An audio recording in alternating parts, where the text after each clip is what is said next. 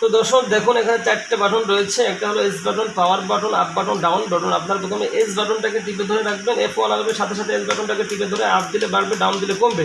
তো আপনারা এখানে কিন্তু 7 করে নেবেন। আবার আপ বাটনটা টিপ দিন, F2 আসবে, সাথে সাথে এস বাটনটা টিপে ধরে আপ দিলে বাড়বে, ডাউন দিলে কমবে, 0.7 করে নেবেন। এরপরে আপ বাটনটা টিপে দিবেন, F3 আসবে, এরপরে এস বাটনটাকে টিপে ধরে রাখবেন, আপ দিলে বাড়বে, ডাউন দিলে কমবে। এখানে 0 থাকবে, এরপরে আপ বাটনটাকে টিপ দিয়ে F4 আসবে, সাথে সাথে এইভাবে টিপে ধরে রাখবেন। এটা মূলত 0 রয়েছে।